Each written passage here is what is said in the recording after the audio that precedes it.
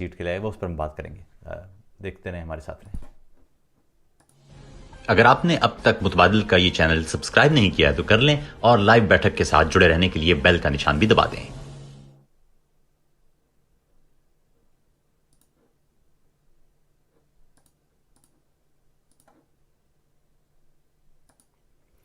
جناب، ہم موجود ہیں آپ کے ساتھ. اچھا، ایک آپ تمام دوستوں سے گزارش وہ یہ کہ اس بیٹھک میں ہماری اولین کوشش یہ ہوتی ہے کہ علمی گفتگو ہو. میں خود بھی اوائڈ کرتا ہوں کہ جو عامیانہ گفتگو ہے یا وہ گفتگو جس کا کوئی حاصل نہیں ہے اس سے دور رہا جائے. تو وہ تمام احباب جو اس گفتگو کے حق میں نہیں ہیں یا جو ادبی گفتگو یا علمی گفتگو نہیں سننا چاہتے، کرنا چاہتے، ان سے گزارش ہے کہ وہ اس بیٹھک میں بس یا تو خاموشی سے بیٹھیں یا پھر آپ بالکل چلے جائیں. کاشف علی، آپ کا بہت بہت شکریہ. کہہ رہے ہیں جی سر کس ٹاپک پر بات ہوگی آج؟ ایک تو کاشف ہم نے سوالات لینا ہے آپ سے. کچھ ایسے موضوعات ہوتے ہیں جن پر دوست چاہتے ہیں کہ گفتگو ہو. میں تو آتا ہوں وی لاگ آپ تک پہنچا کے چلا جاتا ہوں، لیکن کئی ایسے موضوعات ہوتے ہیں جن پر دوست چاہتے ہیں کہ گفتگو ہو. تو اس بیٹھک میں کم سے کم وہ موقع ہے آپ کو کہ آپ اس کا ذکر کر دیں گے یہاں تو اس پر بات ہو جائے گی. وی لاگ تو خیر آپ تک پہنچتے ہی ہیں، لیکن یہ ایک الگ سے بیٹھک ہے. کمل نورین یہاں موجود ہیں، کہہ رہی ہیں you are doing a great job. Thank you so much Kamal. Awais Yasin کہہ رہے ہیں اسلام بھائی کیسے ہیں آپ؟ میں بالکل ٹھیک ٹھاک ہوں. اسی طرح حیدر زیدی کہتے ہیں عاطف بھائی کراچی کی موجودہ سیاسی صورتحال پر کچھ بات کیجیے. دیکھیں، کراچی میں پلا بڑا ہوں. کراچی یوں سمجھیے کہ ایک بدقسمت علاقہ ہے. اب پوچھئے کیوں؟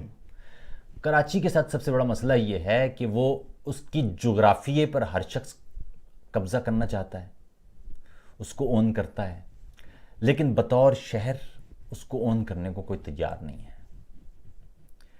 یعنی وہاں پر رہنے والا کوئی بھی شخص اس کو یہ احساس کم ہے کہ یہ کراچی ماں ہے. وہاں ایسے لگتا ہے جیسے کوئی شخص جس طرح دفتر میں جاتا ہے نا اور گھر کہیں اور ہوتا ہے، تو دفتر میں بس وہ 8 گھنٹے پورے کرنے کے لیے اور کام کرنے کے لیے اور آمدن کے لیے جاتا ہے، اس سے زیادہ. تو کراچی کو اون کرنا پڑے گا. وہ سندھ حکومت ہو کہ وہ ایم کیو ایم ہو کہ وہ وفاقی حکومت ہو کہ وہ کراچی کے لوگ ہوں، سب کو اس شہر کو اپنانا ہوگا. کراچی میرے خیال میں پاکستان کا سب سے اہم شہر ہے. اس کی سب سے اہم بات یہ ہے کہ اس شہر میں پاکستان کے ہر علاقے کے لوگ موجود ہیں. اس شہر میں ہر رنگ نسل کے لوگ موجود ہیں. اس شہر میں ہر طرح کی زبان بولی جاتی ہے.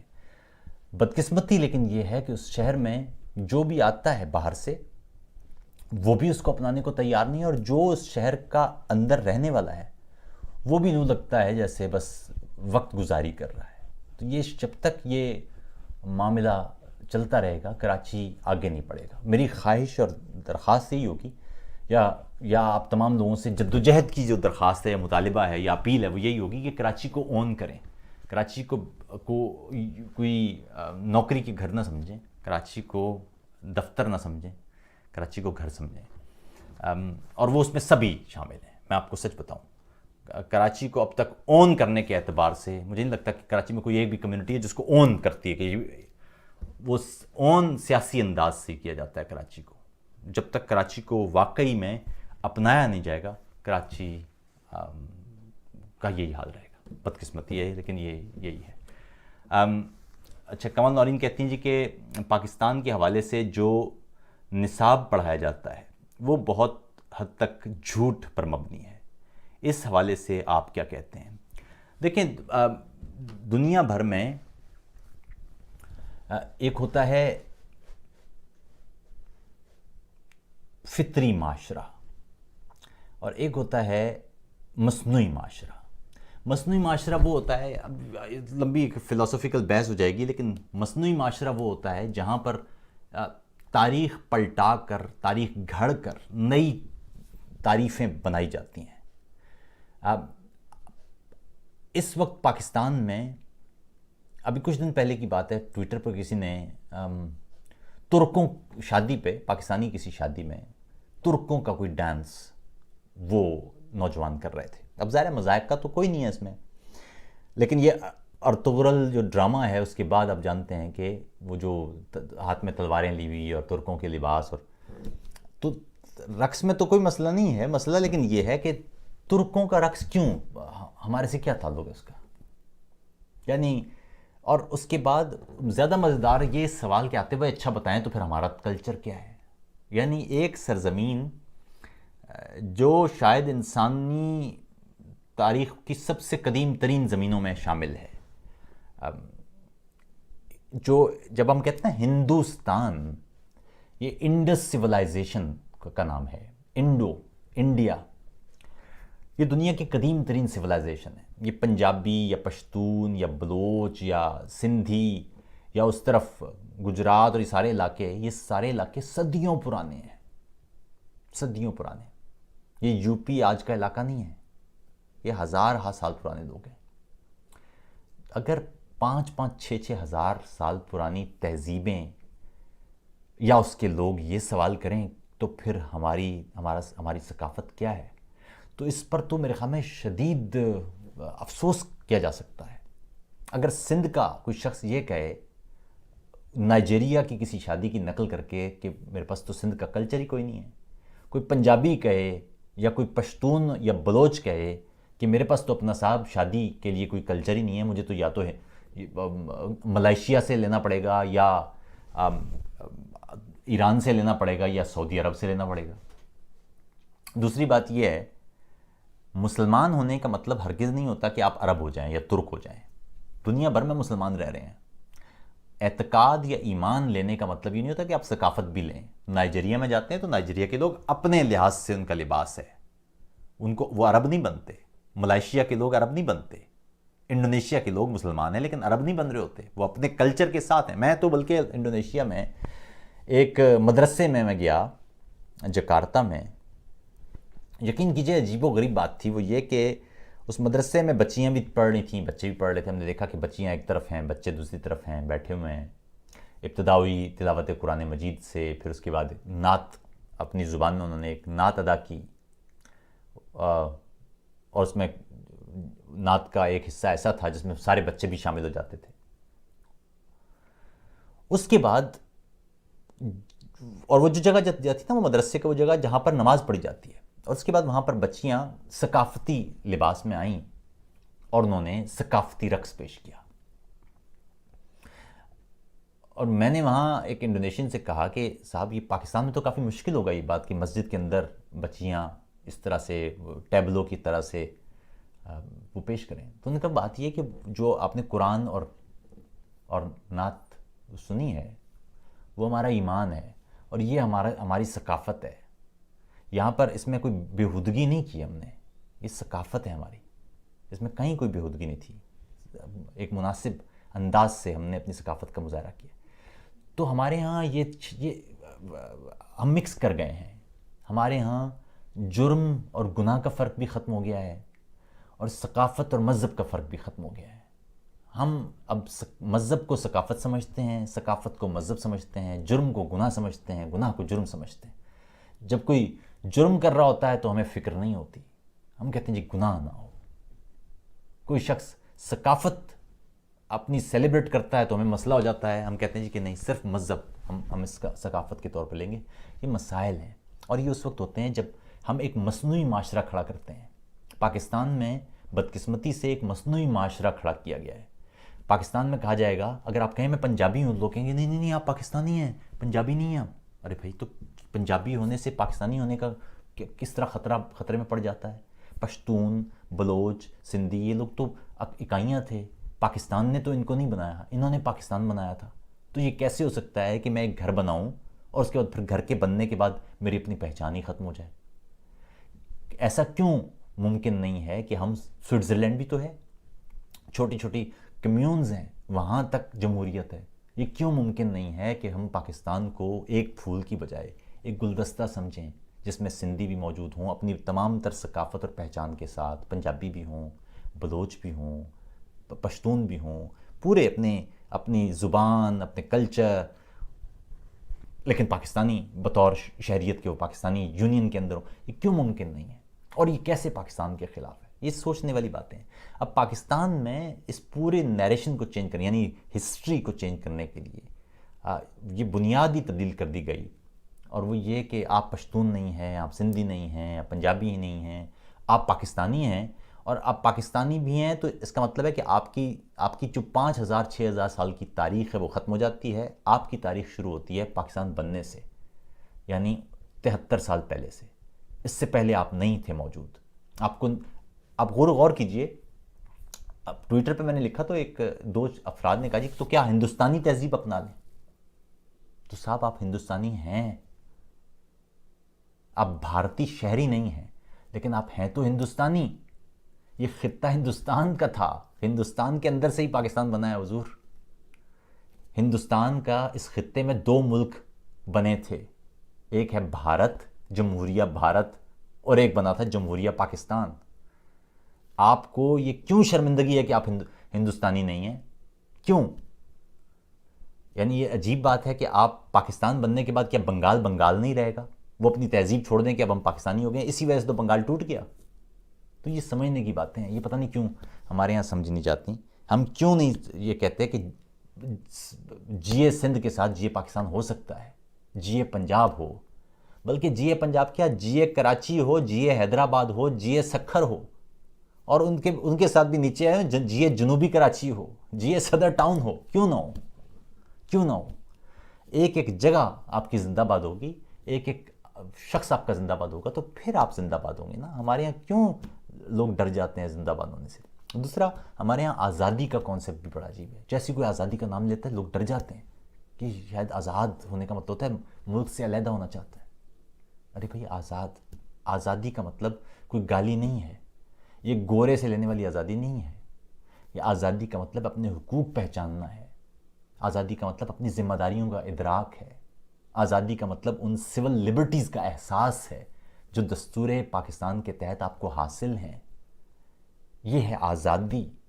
آپ کو گفتگو کی آزادی ہے، آپ کو سوچنے کی آزادی ہے، آپ کو سیاست کے حوالے سے اپنے تبصرے کی آزادی ہے، آپ کو ملک کی پالیسیوں پر اپنی رائے دینے کی آزادی ہے. آپ کو نفرت انگیزی نہیں کرنا ہے، آپ نے تشدد کا راستہ اختیار نہیں کرنا ہے، لیکن آپ نے بات کرنا ہے، آپ نے تنقید کرنا ہے، آپ نے تعریف کرنا ہے. یہی تو آزادی ہے جو گورے کے دور میں نہیں تھی. اور اگر آج بھی نہیں ہے تو پھر سوال یہ ہے کہ آپ آزاد کیسے ہیں؟ تو یہ ہے وہ سوال جو آپ کو ضرور پوچھنا چاہیے. اچھا، ابھی ہم دیکھ رہے ہیں زبیر خان سر، آپ کے لیے بہت آپ بلوچ پر ویلاگ بہت اچھا لگا. بہت شکریہ جی. میں تو کوشش کرتا ہوں کہ وہ گفتگو کل میرے خیال میں اس پر تو ہم نے بات کی ہے، حیات بلوچ پر نظم بھی آج میں نے پیج پر بھیجی تھی، بلکہ وہ یوں سمجھے کہ کسی نے وہ نظم جو میں نے ہندوستان میں مسلمانوں کی کیفیت پر لکھی تھی، میں حیران ہوں. دیکھیں نا، بلوچستان پر اور سندھ پر اور پاکستان کی صورتحال پر تو میری بہت ساری نظمیں ہیں، لیکن یہ نظم، انتباہ نظم، میں نے ہندوستان میں جو بڑھتی شدت پسندی اور ہندو انتہا پسندی ہے، اور مودی سرکار کے دور میں جو اقلیتوں پر اور خاص طور پر مسلمانوں پر جو دباؤ بڑھا ہے اور بڑھ رہا ہے، اور جو نفرت بڑھ رہی ہے، اور خاص طور پر آپ نے دیکھا ہوگا کشمیر کے خطے میں جو کچھ ہوا ہے، وہ اس تناظر میں نظم تھی. لیکن مجھے عجیب ایک احساس ہوا کہ وہ نظم کسی نے حیات بلوچ پر وہ رکھ کر اور اسے پیش کیا. میں نے کسی جگہ پر پڑھی ہوگی، انہوں نے وہ وہاں سے میری آڈیو لے کے. عجیب بات ہے، اور وہ بالکل ٹھیک لگ رہی تھی. تو اس سے اندازہ لگا لیجئے کہ ہم کس انداز کی آزادی کی بات کر رہے ہیں. کیا آزادی؟ اچھا، ذیشان بزدار کہتے ہیں جی کہ سر آپ کا فیوریٹ پوئٹ کون سا ہے؟ شاعر تو میرا سب سے پسندیدہ شاعر میر ہے، کیونکہ وہ زبان اس کی بہت اچھی ہے. خیر، وہ شاعر میں سوچ رہا ہوں کہ ہم اگلے اس ماہ سے کوشش کریں گے، تیاری کر لیں گے، اگلے ماہ سے ہم ہر مہینے ایک بیٹھک کیا کریں گے جو شاعرانہ انداز کی ہوگی، جس میں ہم شاعری اور جذبات اور احساسات سے جڑے موضوعات، نفسیات سے جڑے موضوعات، فلسفے سے جڑے موضوعات، ان کو دیکھیں گے، وہ بھی بہت ضروری ہیں سیاست کے ساتھ ساتھ۔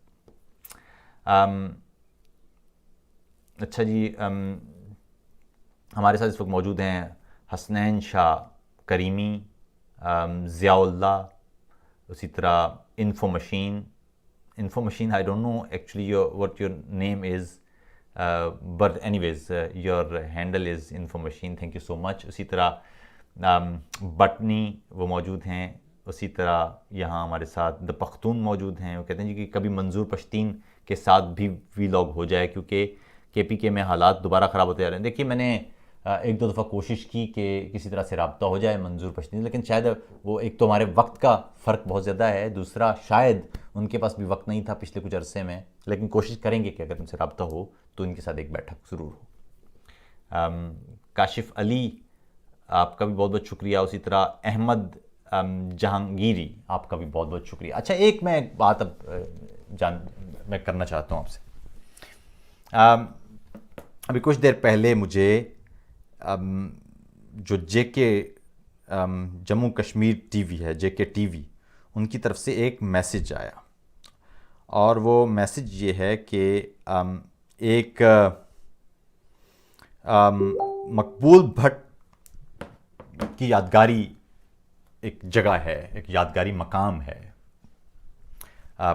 پاکستانی انتظام والے کشمیر میں، اور آپ جانتے ہیں مقبول بھٹ پاکستان میں بھی ظلم کا شکار رہا، پاکستانی جیلوں میں وہ قید رہا، اور ہندوستان میں اسے مار دیا گیا۔ میری ایک نظم بھی ہے کہ ہم کہ زندہ کی راہ پر تھے ابھی، اور تو مقتل کو بھی گزارا ہے۔ کچھ عرصے پہلے کی بات ہے کہ وہاں غالباً پاکستان کے اس علاقے میں جھنڈے لگائے گئے، اور مقبول بھٹ شہید کے اس یادگاری مقام پر بھی جھنڈے لگا دیے گئے، جس پر لوگوں نے اعتراض کیا، کیونکہ مقبول بھٹ تو پاکستان یا ہندوستان دونوں میں سے کسی کے ساتھ نہیں تھے، وہ تو آزادی پسند تھے۔ اس پر غالباً اس کارکن نے بھوک ہڑتال بھی کی، اور اس کے بعد پھر سے مذاکرات ہوئے، اور یہ طے کیا گیا کہ وہ پاکستان کے وہاں سے جھنڈے ہٹا دیے جائیں گے۔ یاد رکھیے کہ پاکستانی کانسٹیٹیوشن کے اعتبار سے آزاد کشمیر، یعنی پاکستان کے انتظام والا کشمیر، جس کو پاکستانی زبان میں ہم آزاد کشمیر کہتے ہیں، وہاں وہ پاکستان کا حصہ نہیں ہے، آپ کو یاد ہونا چاہیے۔ دستور پاکستان کے تحت اس لیے وہاں پر وزیر اعظم اور صدر الگ ہوتا ہے، ان کا جھنڈا الگ ہے، ان کا قومی ترانہ الگ ہے، تو وہاں پر پاکستان کا جھنڈا لگانا آپ خود جانتے ہیں کہ ایک یوں سمجھیے کہ وہ پڑوسی ملک کا جھنڈا تو ہو سکتا ہے وہ، لیکن وہ جھنڈا لگانا وہاں پر ایک طرح سے شرمگیزی تھا۔ وہ جھنڈا لگایا گیا، اور اس کے بعد اعتراض پر کہا گیا کہ جھنڈا اتار لیا جائے گا، لیکن وہ جھنڈا نہیں اتارا، اور آج اس کارکن نے جب وہ جھنڈا اتارا تو اس کے ساتھ جو کچھ ہوا وہ ابھی آپ دیکھ لیجئے، اور میں پھر اس کے بعد پھر اس پر تھوڑا سا تبصرہ بھی کرنا چاہوں گا۔ یہ ویڈیو میرے پاس پہنچی ہے، تو میں چاہتا ہوں کہ میں آپ یہ میرے ہمیں ساتھ ساتھ آپ دیکھ رہے ہوں گے کہ میرے ہاں اس طرح یہ اس کو گھسیٹ کے بھیجا جائے گا، اور اس کا قصور یہ ہے، اور thank you J P T V کے دس video, it was important to show it to the people over here کہ کس انداز کا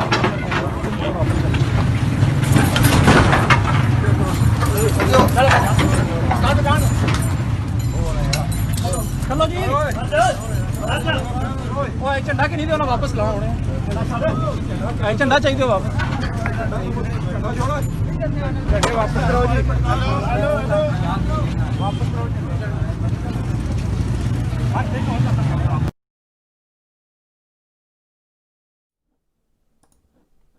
دیکھ رہے ہیں جی آپ، یہ ہے کہانی۔ اب معاملہ یہ ہے کہ تنویر احمد ہیں غالباً، ان کو انہوں نے اس ایکٹیوسٹ کو انہوں نے اس طرح سے گھسیٹا ہے۔ اب بات یہ ہے کہ ایک طرف پاکستان کا مدعا یہ ہے کہ پاکستان کشمیر میں حق کے خود ارادیت، کشمیریوں کے جو سیلف ڈٹرمنیشن یا اپنے مستقبل کے خود فیصلے کا حق ہے، اس کا علم بردار ہے۔ دوسری طرف یہ واقعہ خود اس پورے نیریٹو پر نمک ڈالنے والی بات ہے، خام خام ہے کشمیریوں کے دل میں پاکستانیوں کے لیے نفرت میں اضافہ کرنے والی بات ہے. اس کی کیا ضرورت تھی؟ اس کی ضرورت کیا تھی؟ اور خاص طور پر اس انداز سے کسی آدمی کو ٹریٹ کرنا جب کہ اس کا جرم بھی کوئی نہیں ہے, وہ بندوق تو نہیں ہے اس کے پاس, اس کے ساتھ ایسا کرنا یہ کتنا خطرناک ہے. ایک اور چیز بھی سمجھنے کی ضرورت ہے, وہ یہ کہ ہم پاکستان میں شدید احتجاج کرتے ہیں اور کرنا چاہیے.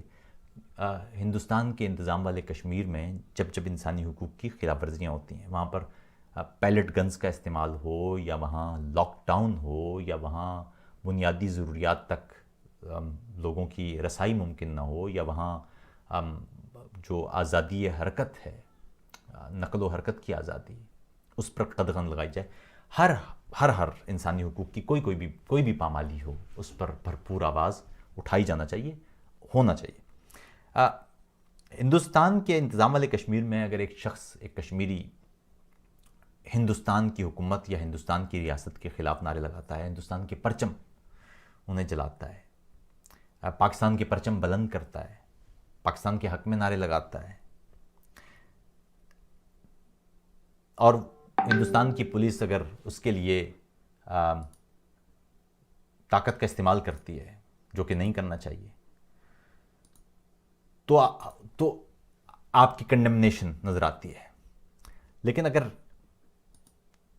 اس انداز کے واقعات پاکستان میں ہوں, آپ خود سوچئے پاکستان کا اگر پرچم کوئی کشمیری جلائے یا پاکستان کے خلاف یا پاکستانی ریاست یا حکومت کے خلاف نعرے بازی کرے, تو اس کے ساتھ ہمارے سیکیورٹی ادارے کیا کریں گے؟